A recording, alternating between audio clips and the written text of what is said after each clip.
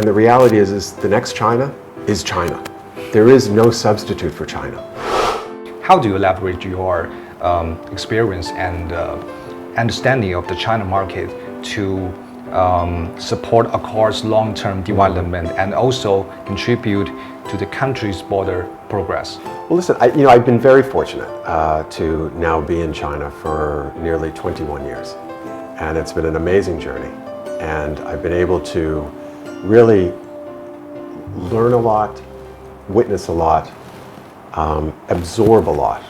So understanding what matters most to people in China, especially when you're thinking about the travel industry, is something that has allowed us to really understand what we need to do. What opportunities has China's reform and opening up in the tourism industry brought to your company since you joined the Accor? I think one of the most wonderful things is that with the economic development of it happening in China, when you look at the fact of the GDP growth, when you look at the fact over recent years of the stimulus packages, when you look at the fact that people are saving more money, it's giving people an opportunity to travel. And I think what we have to acknowledge also is that people's behavior and travel patterns change over time. And we see that in terms of the places that people are going. They're going to more UNESCO sites, and that's something China has so many to offer. You have to realize that China is still on track to be the largest tourism market in the world. China is also one of the largest outbound markets for traveling to different places in the world. But we realized that we had to be bespoke for China. Technology is different here. The speed of technology is different here. The social media platforms are different here.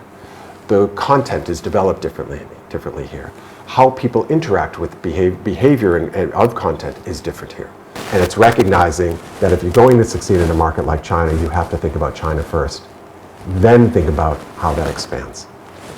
We all like to talk about digitalization, today. So we all know that digitalization is reshaping all the industries. And what do you think digitalization for the hotel industry?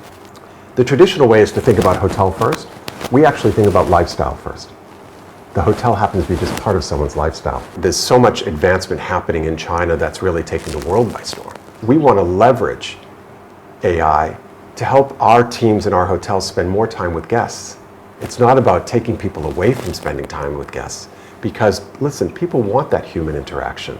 So the role of AI is really important, and for us it's about how we help people plan their stay more personalized. Digital is an enabler to actually bringing down carbon reduction as well. What is your perspective on China's carbon peaking and the carbon neutrality goals? There's no question that it's going to achieve its goals earlier than the date that it has set. One of the things that's so important is it's part of every conversation here. And that's different from many other parts in many countries around the world. I was just wondering, so what's been the biggest challenger you have seen while working in China, and how do you see the future of China's economic development?